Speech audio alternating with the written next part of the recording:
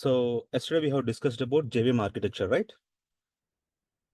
So let's continue. Let's continue with the next topic. And in yesterday's topic, I need to discuss about two components actually in detail. So let me discuss about those two components, and later we'll move on to the next topic. Okay. So if you observe in the yesterday's class, so we have noticed that we have the execution engine, right? So we have in Java in the execution engine, we have two components. What are they? One is interpreter and another one is compiler. So basically, for translating, any one is sufficient. But why Java is maintaining two? So initially, how it came up, and later on, why it has added one more component. All these things, let's discuss. So before that, I explained you that. So basically, we need what? So we write programs in which language? High-level language. What are high-level languages? The languages which are understandable to the developer or the human. So the general English, in which we write in the general English, those we call it as high-level languages. So once we write them in high-level language, they have to be what? In order to mission to understand it. So there should be a process. It has to translate to mission language, and then it has to be executed by the mission. Right? For which what we need? We need translators. What we need? We need, just a minute. We need translators. Okay, so basically, we have three types of translators which can translate high-level language to mission language. What are they? We have interpreter, okay, and we have compiler, and thirdly, we have assembler. Okay, so all these are used for the sake of translating high-level language to mission code. Okay, so any of these three we can use, and we can translate the code high-level language to mission language, right? Now saying that, so Java is using these two actually. So any one is sufficient. Here it is trying to use two. So what is the reason is initially Java came up with only one translator, and that is interpreter. So that's the reason Java is also called as interpreted language, interpreted programming language. So we used to have only this. So now let's talk about how interpreter in generally how it works in executing the code. So how interpreter basically works is, so it takes line by line. It executes line by line from top to bottom. How it will execute? Executes line by line from top to bottom. Okay. So the problem with the execution order of interpreter is, so it execute the first line that we have written in the program. Okay. So once that is done, let's say we have 10 lines. Okay. So we have 10 lines of code in which it has executed the first line. So once it is able to execute the first line or first instruction of the program, it goes to the next line, and it keeps on doing it till it reaches the end of the instructions. Now, in between this, let's say it is able to find an error at third line. Okay, there is some problem with the code at third line. So when it identifies any problem at third line, what it does is, interpreter what it does is, it stops there, and it is going to display you the error that caused this program to execute. Okay, so it stops there itself. So once the programmer fixes it, then it will start executing the program again from fourth line, and it keeps continuing it. So while continuing, anywhere, if it again finds a error, let's say at seventh line, it has identified one more line. There is one more exception which came at seventh line. So what it does is, again, it stops, display to the developer, and it asks the developer to fix it. So when developer fixes, then only it will move to the next line. Okay, so now what is happening here? So wherever it is identifying an error, it is stopping the execution there itself. It is throwing the error, and it is asking the developer to fix it, and then it is continuing the execution for further lines. Right. So this is the general way of how interpreter works.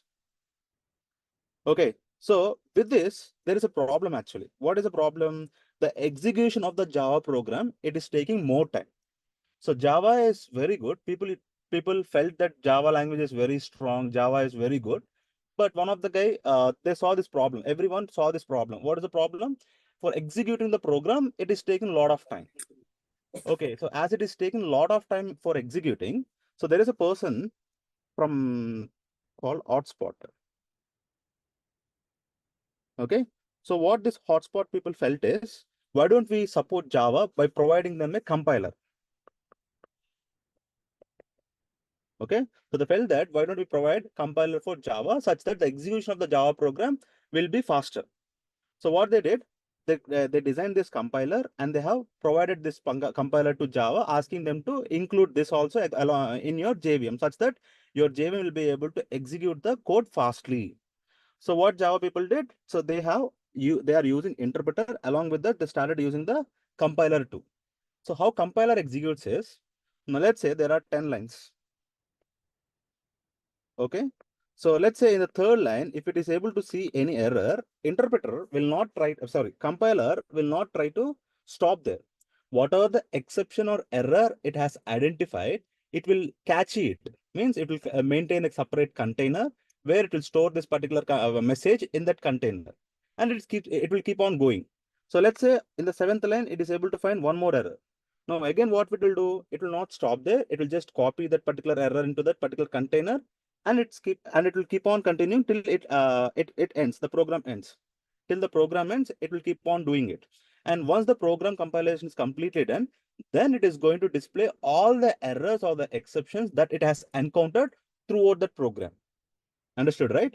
So it is not stopping anywhere. Instead, it is trying to cache every exception what it has encountered in executing it, and it is displaying at once.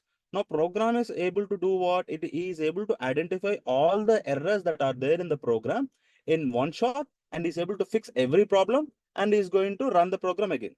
So because of this approach, the execution of the Java program became faster. Okay, so that's where Java, what it felt is, why don't we use both the translators like interpreter and compiler? Let me use both, and let's try to split our code such that interpreter has to execute certain code and compiler has to execute certain piece of code. Okay, so the code that interpreter executes is called as hotspot code. Whatever the code that it thinks that is a special code, that will be given to the interpreter, so that interpreter is going to execute that code, and remaining code will be given to the compiler, and they both work parallelly. Okay, they both do what? They both execute the program parallelly by splitting the code, what has to be executed by the interpreter and what has to be executed by the compiler, such that the execution of the Java program has been improved. Okay, execution of the Java program. Previously, it used to be problem with the interpreter. Now adding compiler, so it became faster. That's how the problem of execution of Java program has been solved by hotspot compiler. So, and this compiler, we call it as JIT compiler, and it is called as just-in-time compiler. Okay, it is called as just-in-time compiler. Is it clear, guys? Still here?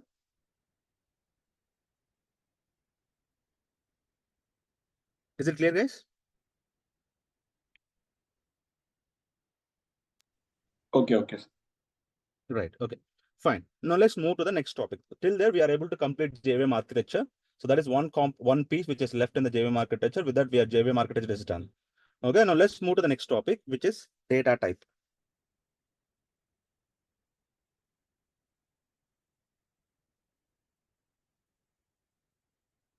So actually, before continuing this topic, let me tell you one thing. So actually, you're trying to learn a programming language, right? So we try to cover components, and these components will be used in the future classes where you will be understanding what are all this in the real usage, how these things will be helpful for you. All these things we'll understand in the future classes. So don't try to just try to remember these things. Don't try to understand them, because if you try to understand them also, you'll not be in a position to understand them. So what is your duty right now is just try to remember whatever I'm trying to tell you now. And if you feel that you are not able to follow or you're not able to understand, just you have to hold on, because there is a lot that has to come. So when you keep on going forward, you'll be able to understand the previous classes. Okay, so everything is interlinked, where we are trying to divide it into pieces and we are trying to explain it. Okay, all these pieces will be connected and will be used, where in the future classes it will be easy for you to understand them. Okay, so don't worry that if you are not able to follow. Now just your duty is, what I'm trying to tell you, just try to remember them. So if I explain you what a class loader is, you should be in a position to understand that the duty of class loader is to load the class from physical location to the JVM. That's it. Simple like that. You just need to remember them. Once you remember them, if you're able to remember them, what are the contents that is delivered day to day? So there will be a point where you'll be able to understand everything easily. You'll be connected to the things. Okay. Once we enter into the actual programming, you will be able to understand all these things easily. Now saying that, let me continue the journey with data type. Okay. So what is a data type?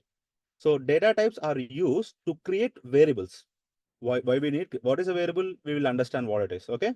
So data types are used for what? For creating variables by deciding what type of values we need to store within the variable. Okay. So what is the size of the, what will be the size and all those things? There will be a, just a minute. Let me write down first. Data types are what? Data types are used for what?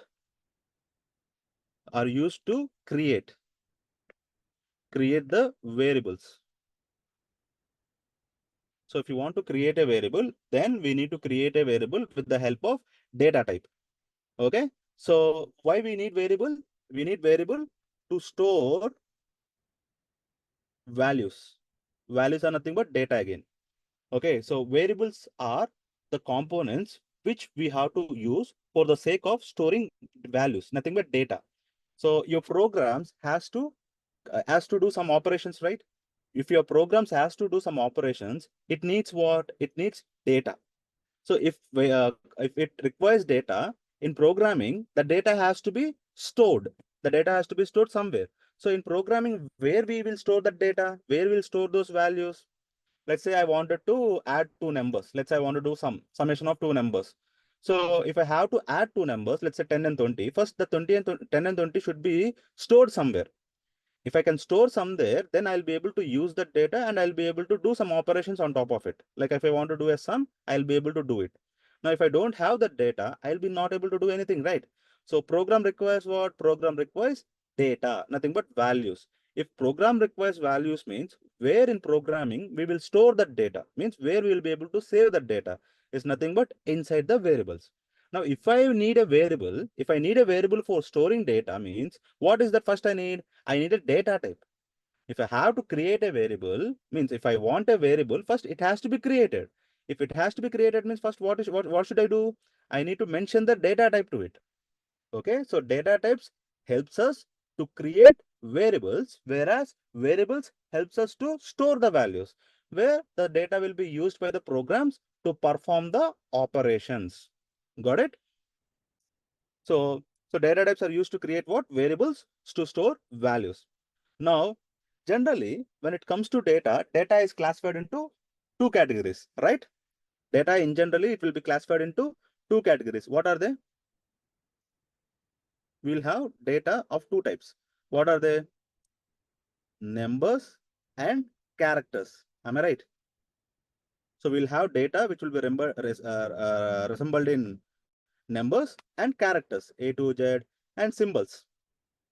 Symbols also comes under characters only, right? Like if you see plus, minus, at the rate, right, divide, something like this. All these are what? Symbols. Whatever you see on your computer keyboard, all those are comes under symbols. So symbols are also what? They're also characters.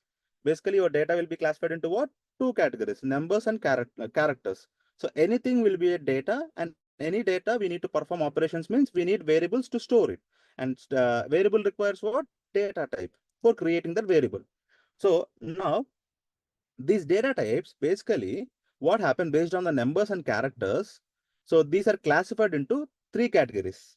Okay, based on numbers and characters, we have divided the data types into three categories. What are they?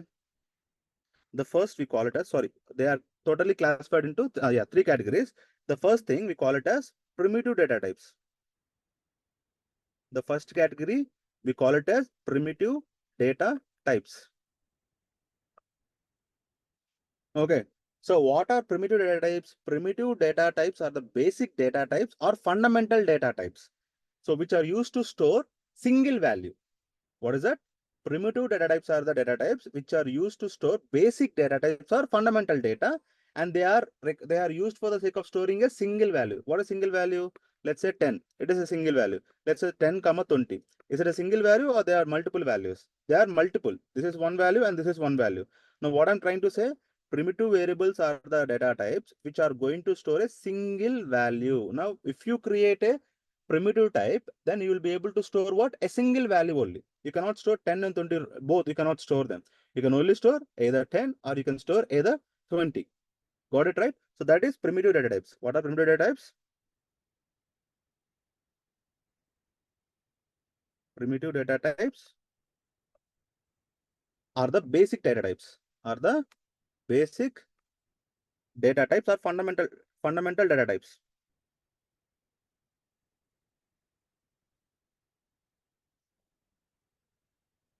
Okay.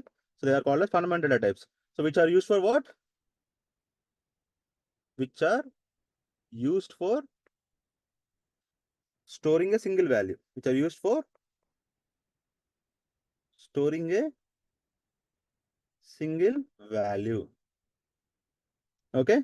So what are the examples under floating primitive data types? We have int, we have float, etc. What are this? We will understand it in few minutes. Okay, don't worry. What is this int and what is this float? Don't worry, we'll see it in few minutes. So data types are what? Data types are basically they are numbers and characters. All these things comes under data. Data is of two types: numbers and characters. Numbers starting with 0 to 9 and characters starting from A to Z, and all the symbols also falls under characters. Now again, based on the data types, so based on their capability, okay, how much data a variable has to store, based on that these are classified into three categories, in which the first category is what? Primitive data types. Okay, so example of primitive data type is what? Integer and float. And what we have next? We have derived data types. The second thing we have is derived data types.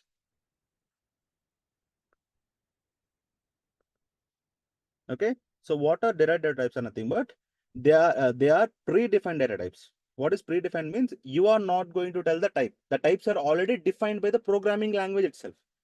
Okay, so the types are already defined by the programming. Okay, and we just need to what? We need to use them. And what are derived data types? Are nothing but they are used for storing multiple values at the same type. Okay, so derived data types are what? They are used for storing multiple values of the same type.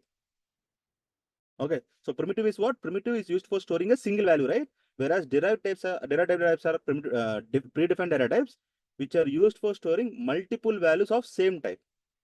Okay, so we can store what? We can store multiple values of same type. What is the same type and all those things we will see it. Okay, so what is the example that which will be able to store multiple values of the same type? What are those predefined types which are going to do this activity for us? Is nothing but arrays. Okay, there is a concept called as arrays. So using arrays, you will be able to store multiple values of the same type.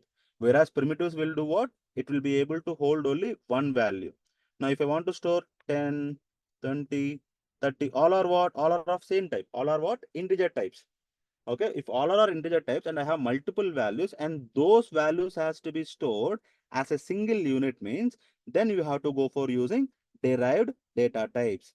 In derived data types, what we have, which will be able to store these values is nothing but we have arrays. So arrays will be able to help us in storing multiple values of same type as a single unit. Okay, and what is the third category? What we have under data types? We have user defined data types. What we have? We have user defined data types. Okay, so user defined data types are defined by user, means by the programmer. So which are used to store multiple values of different type. So derived type is what? It will be able to store multiple values of same type, whereas user defined type is something which will be defined by user or programmer, where it will be able to store multiple values of different type. Understood, right? User defined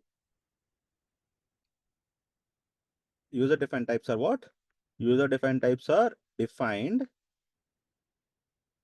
by user or programmer. Okay, programmer is only going to define them.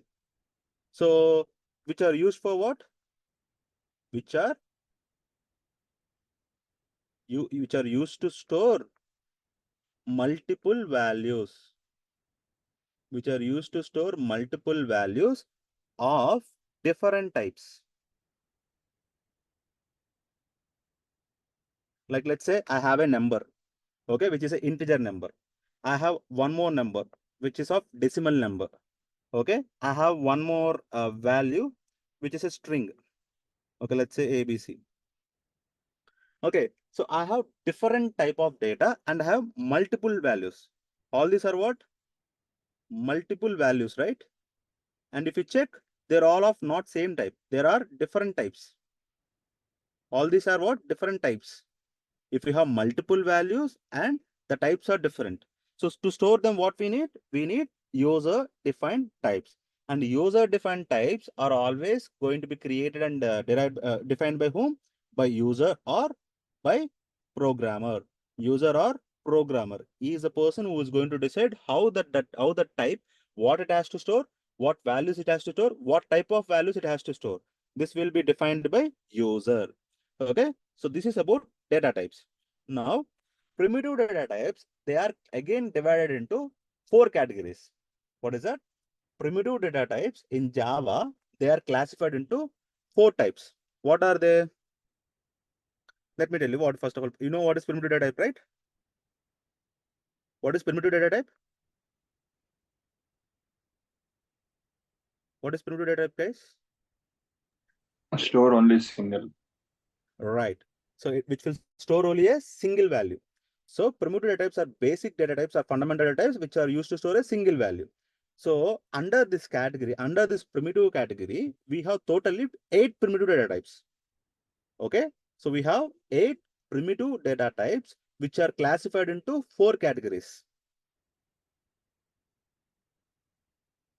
8 primitive data types which are classified into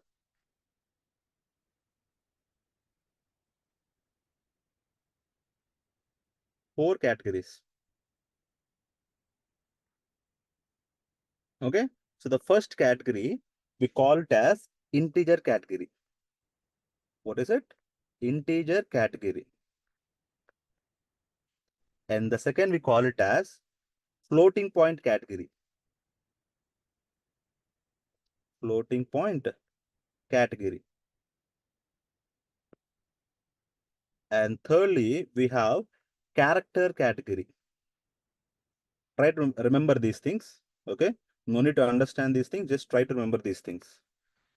Okay. So, and fourthly, we have Boolean category.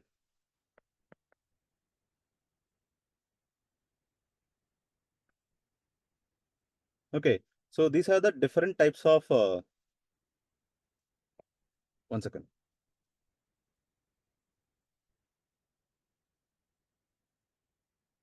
So these are the categories that are there under primitive type. So we have totally 8 primitive data types, which are classified into 4 categories: integer, floating point, character, and Boolean. So what is integer category? What is integer category? Let's try to understand this. Okay.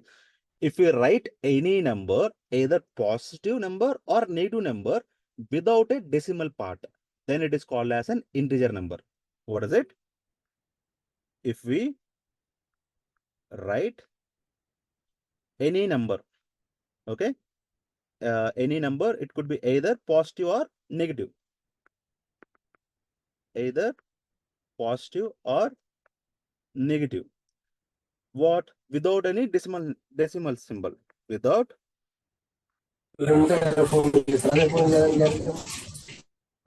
any decimal part. Okay, so then this is called as what? Integer category. So what are the examples?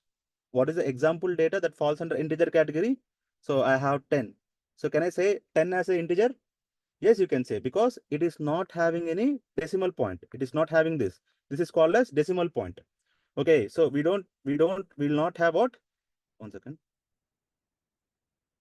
Will not have any decimal point. If you see any integer value without a decimal point, then it can be treated as what? Integer.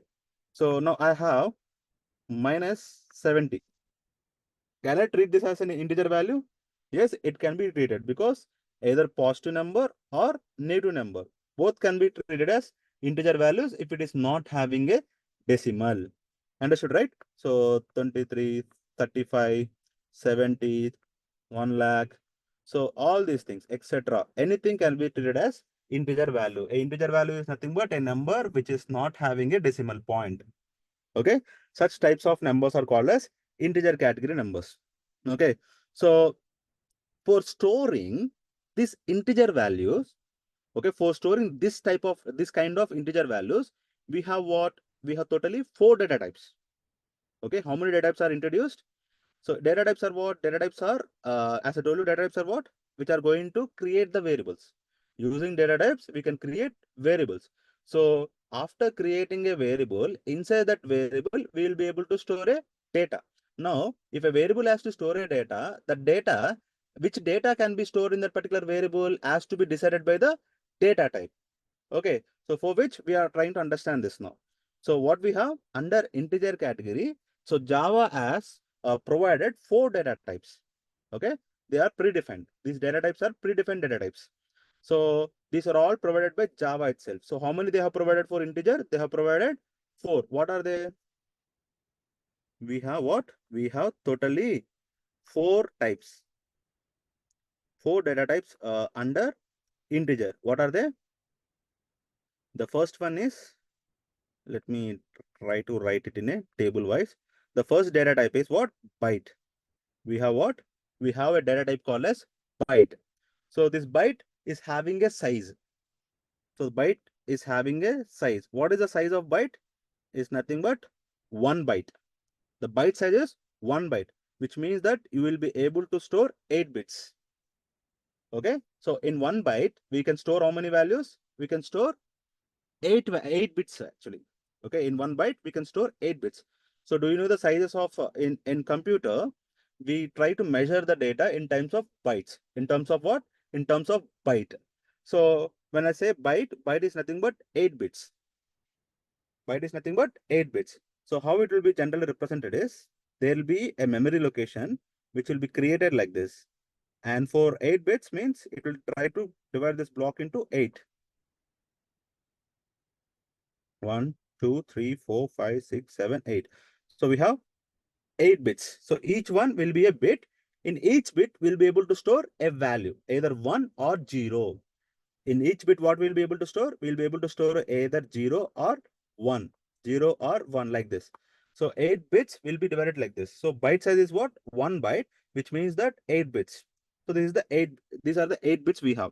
So in this 8 bit, the first bit is there, right? This one. We call this as sign bit. We call this as sign bit. So this sign bit will tell whether the number here, based on these binary values, the first one will tell whether that is a positive number or a negative number. The remaining part is there right here. Whether this number, if you derive this, how to derive this, I will tell you. So how to derive this binary number into decimal format? We don't understand binary, right? So we'll convert this binary into decimal. How to convert that? I will explain in few minutes. Okay. So what happens here? In this overall 8 bits, the last bit is there, right? This bit. This will be giving the sign whether the number here, which is about to form after converting into decimal form, whether it is a positive number or a negative number. This one will decide. You understood, right? So, and remaining will be what? From here to here, it is going to be a value. Okay. So 7 bits will be what? 7 bits will be a value. So data type is what? Byte. Byte size is what? 1. So why in this byte, there is a range. Okay. So the range of this byte is means till which extent of number can be stored in this particular byte. So you can store from minus 128 to plus 127. Okay. So this is the number range that you can store if you have declared a byte data type. Okay, sorry, byte variable. If there is a variable of type byte, then in that you will be able to store numbers which will be in the range between these two. And you know, right? What are primitive data types? Which can store only one value. Okay, which can store what? Which can store only one value. Okay, so in which what is the range? Within this range. If you try to store any number behind this range, above this range or behind this range, I mean not in between this range, then your byte data type or byte variable is going to throw a error. We'll see it in future classes. Don't worry now. Just remember this thing. So if you are trying to declare a byte type, then you will be able to store what? From 128 to 120 plus 127. This is the range of values that you can store within that particular type, data type. Okay, in a variable. So this can be represented in terms of binary format also, where it is nothing but minus 2 to the power 7. What is it? Minus 2 to the power of 7. Minus 2 to the power of 7 to plus 2 to the power 7. So this is the range of value that you will be able to store. This is minus 1. Give me a minute. Okay, so you can store from minus 2 to the power 7 to 2 to the power of 7 minus 1. So this is the range in which you will be able to store the numbers if you try to represent in binary format. Okay. Now let's go to the next step. Next step that has been introduced in integer category. We have next short. So the data type is short, and the size of data type is 2 bytes, which means that we can store 16 bits, and the range is minus 32 76 7682 plus 32 767. This is the range of number that you can store if you have declared a variable of short type. If you declare a short variable, then you will be able to store a number which is in between this range. Okay, don't worry, just try to remember. No need to remember the range, just try to remember the byte size. That will be sufficient. Okay, and that other type what we have under integer category is other data type that is there under integer category is we have int, which is having a size of 4 bytes, and we can store 32 bits inside it. So what is the range? It's nothing but minus 214748 36482 plus 2147483647. So this is the range of number that you will be able to store inside the integer type. Okay, and last we have long. In long, the size is 8 bytes. What is it? The long size is 8 bytes, and we will be able to store 64 bits inside it. It's nothing but 64 bits. And what is the range of number that you can store here? It's nothing but 9. Don't need to remember this. Okay, don't worry about this number. You don't need to remember. Just if you remember these things, that is sufficient. But the range of number that you can store is 92233 3685 477 5808 2 plus 92233 720 36854 775 807. This is the range of number that we can store using a long data type. Okay, so do we really require a long data type? Means if anyone is doing any scientific calculations, like I wanted to know the distance between sun and earth. So obviously it is having a very big number, right? So it is obviously a very big number. And if you want to store that number in a variable, means if you declare an integer and if you try to store that number, is that number is a range in between integer? No, right? And if you want to store that, then definitely what is needed? You need a long data type. If you try to declare a variable of integer, and if you are trying to store a value of the distance between sun and moon, it will never fit in that. Okay, you will get an error saying that data overflow, because your data what it has given, it is not within my range. So the data what you are giving is going to flow out of my range. That is the reason you please go to the next size. So if you have to store a bigger number, then what we do? We go for using a long. So all these, how many are there? We have totally 4, right? Under integer category, we have 4. What are they? We have byte of size 1 byte, we have short of 2 bytes, we have integer of 4 bytes, and we have long of 8 bytes. All are used for the sake of storing a integer value only. But why do we have 4? It's nothing but because it differs based on their sizes. So every time we will not have the number which is going to have a range from 128 to 127. We may sometimes have what? We may sometimes have a number which has to go behind that range. Okay, and every time we cannot have a number which is going to fit in short. And every time we will not have a number which can fit in integer. So Java has provided a flexibility in order to use the memory in an efficient way. If you have to use the memory efficiently, see, I want to store a number which is 128. For 128, if you try to take a variable of long type, how much memory it is going to occupy? 8 bytes. But actually, to store 128, how many bytes are required? 1 byte is sufficient. But just to store 128, which is equivalent to 1 byte, you are declaring what? You are declaring a long type, which is going to take 8 bytes. Now, remaining memory, is it wasted or not? Unnecessarily, it is wasted.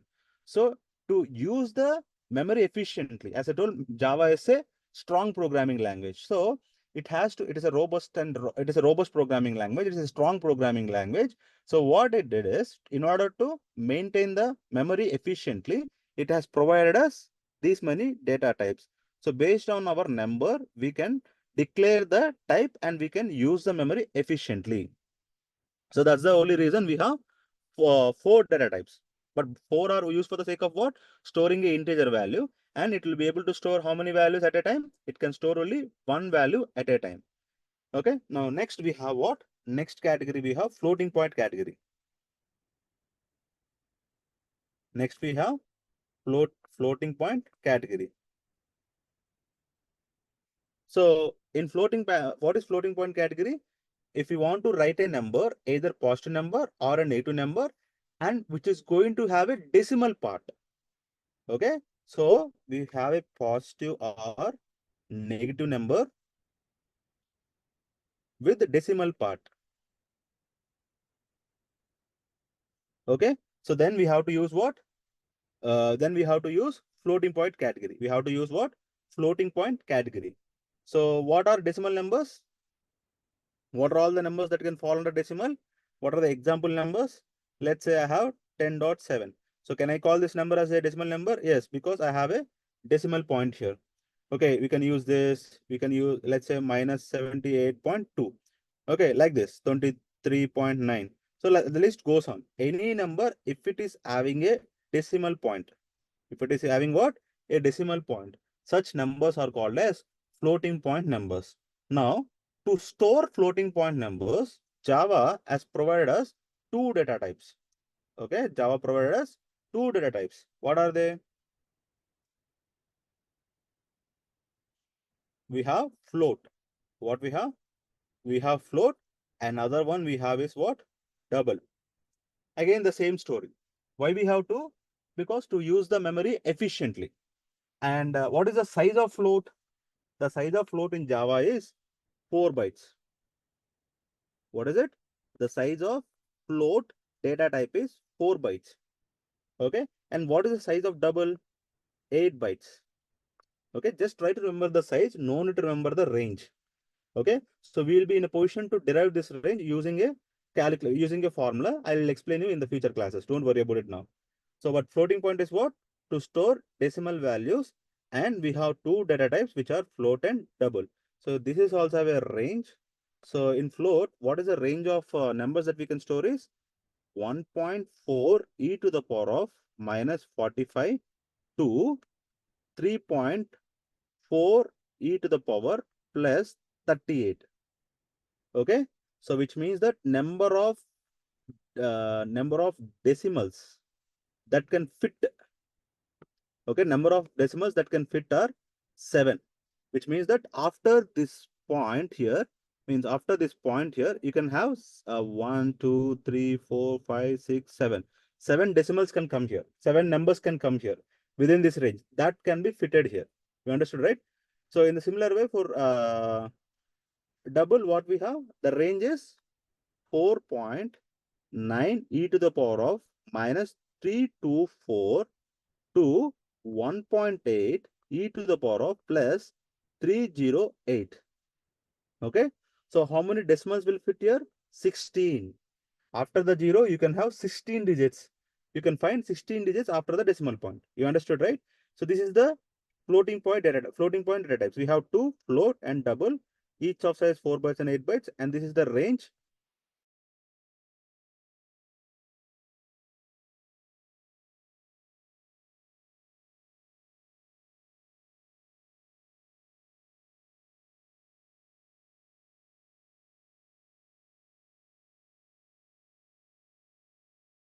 Third one is character category.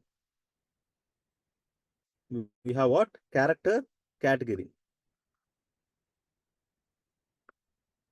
So under character category, we have only one data type and it is called as char. So, but character category is used for what? For storing a single character. If you have a single character, I'm not saying single word, just a character. I can say I have A. A is what? A character. What is A? A is a character. So I have B. B is a character. C is a character. Can I say A, B has a character? No. So A is character and B is one character. So only one character. If we have a single character, that has to be stored.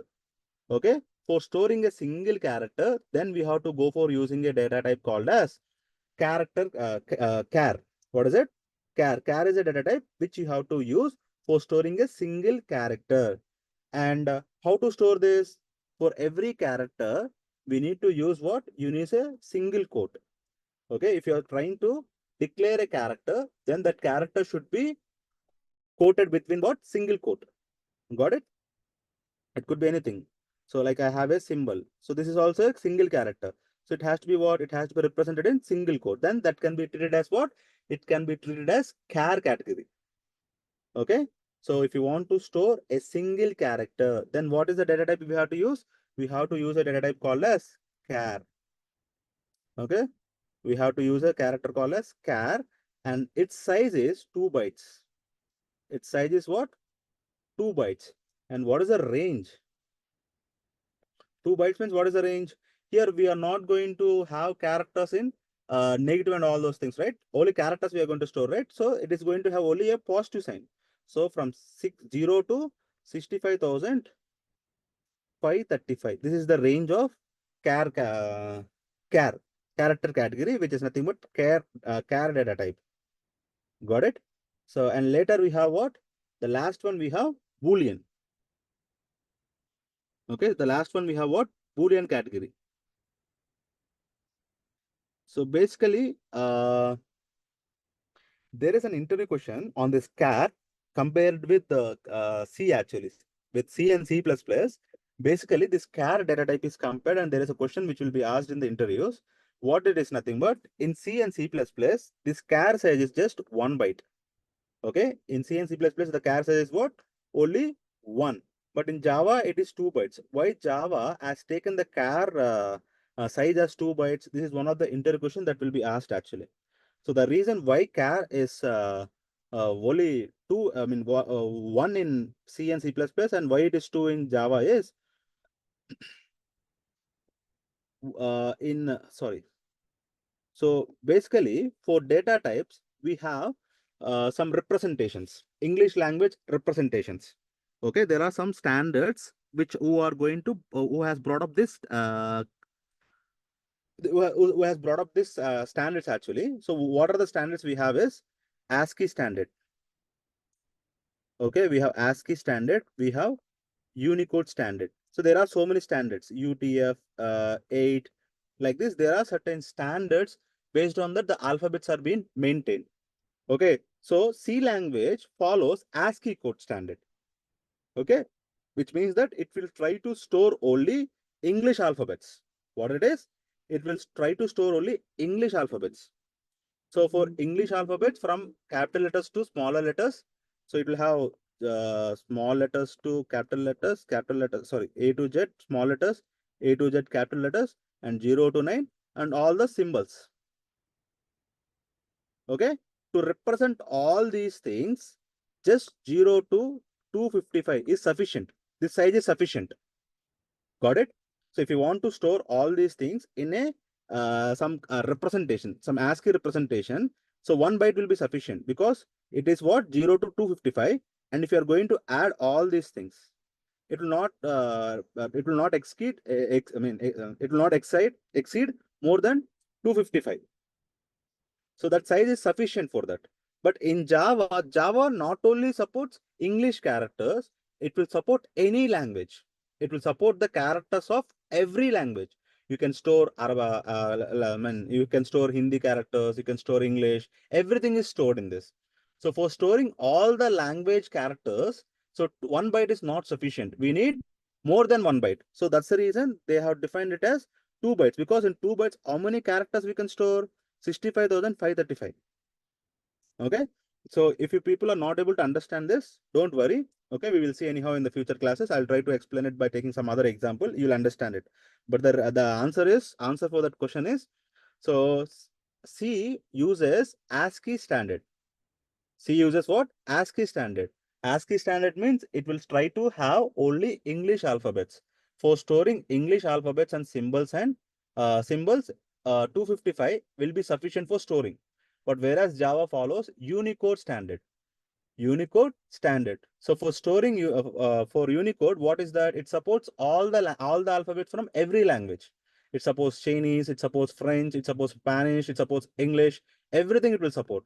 As it is supporting all the characters, alphabets, and symbols, so 255 is not sufficient. That's the reason it has opted for 2 bytes, because in 2 bytes we can store these many number of characters. 65,535 characters can be stored. That is the only reason in Java, the char size is 2 bytes. Is it understandable, guys? You're able to follow it?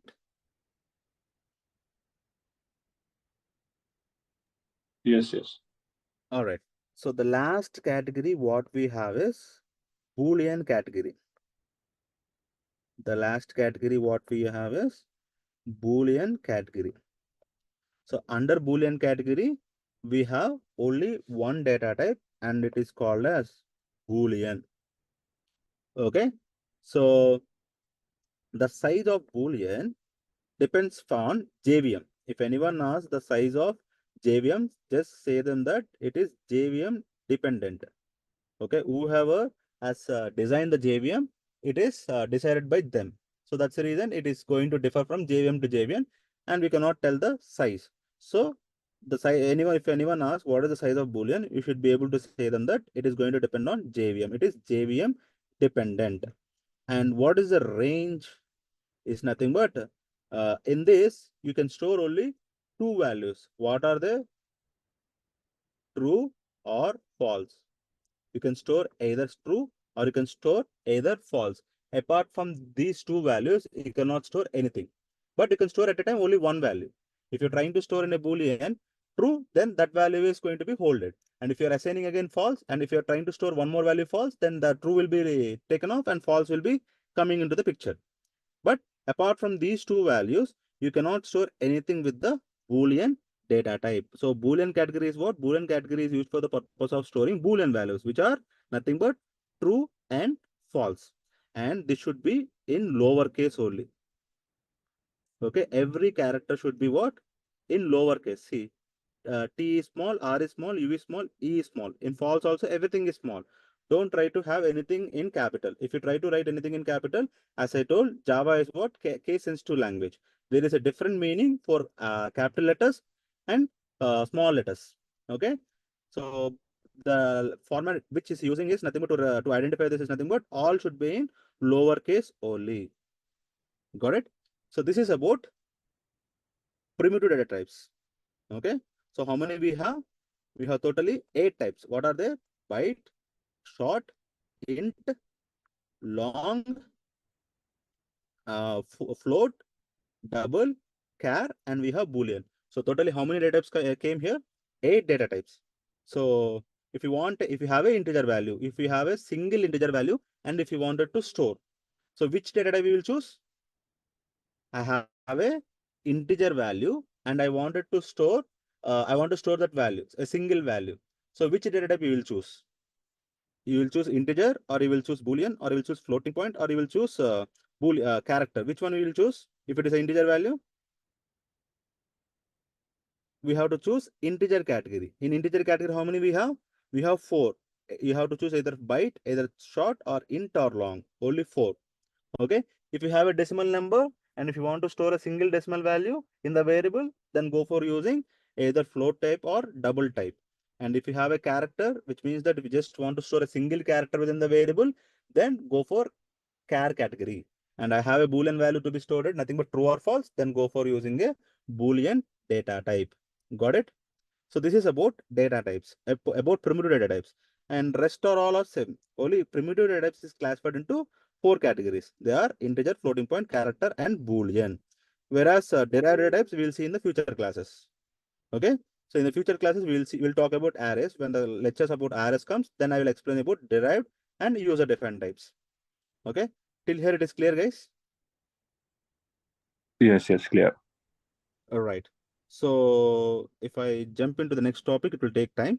Okay. So let me stop it here. So initial classes, let's go slowly. I don't want it to hurry. Okay, let's go slowly. Once we are able to come to a shape, then I will try to deliver more content. Okay. So for now, let's stop this class here. I'll share these notes. Just go through this. Okay. Just try to remember these things. What is data type? So how data is classified, and to represent which type, what type of categories we have using primitives, how many values we can store, and under primitive, what are the types of data we have and what data types we have, in which data type, what we can store and what is its size, like this. Just go through this. Okay. Go through this document and try to remember these things. Okay, so tomorrow we'll try to understand about variables. Okay, so we'll talk about variables, and once variables are done, we'll see about what is variable and how to declare a variable, how to initialize a variable, how to create a variable, and how to assign a value to a variable. So this class helps us for tomorrow's understanding for a variable. Okay, and once that is done, we'll talk about identifiers and its rules. So before that, let's also talk about keywords. Once keywords are done, we'll talk about identifiers and their rules. Got it? Okay. Okay. So I'll share this notes to you. So in the WhatsApp, you can go through this and you can try to memorize these things. Okay. All right, guys. If you have any questions, you can ask me now. If you don't have any questions, we can close the session. We And do yeah, go ahead. we do practically do these things like floating these all the data types. Yes, yes, we'll use everything. Don't worry. So Okay. right now we are just trying to understand the basics. That's it. Basics. Okay. Yeah. So that's the reason I'm trying to say you don't try to understand them. You will not understand them. Just only try to remember them. What Yes, I'm sir. trying to tell you, just remember them. For remembering, just go through that notes and try to remember them. All these things in the future classes, we'll be using them a lot. Okay. Okay? And at that time, these things will become easy for you. Right now, these things might be looking very difficult for you, but Yes, as you yes. keep on using them, it will be very easy for you. Yeah, we'll go through so many programs actually. We'll try to write so many programs. And once this is done, I even planned for developing a small project. We'll try to develop a small project. At that time, you will be feeling very comfortable with this. Okay. Okay. So yeah, so that's about it. Any other doubts? Anyone is having any doubt? No, Yeah, no. it's not that you have to ask me here only. Afterwards, if you're you. Okay, don't worry. And all of you were able to install Java, and were you able to set the were you able to set up the environment variable? If anyone is still having any issues or facing any issues, please contact us. Okay, you can get Yes. back to us. We will help you. Don't worry. Okay, Yes. but try to complete that, because once we start programming, if your Java is not installed, you cannot test anything. You cannot code anything. Okay. Okay. So that's the reason, if anyone is still having any issues in installing and in to set up the environment variable and to run the first Java program, okay, just take our help. You can schedule a one-to-one session. I'll be able to help you in doing it. Okay. All right, guys. Don't hesitate. You can get back to me anytime. No issues. Okay, then. I don't think any more doubts are there, but still, if you have, you can call me. Okay, you can message me in the WhatsApp. I'll answer you.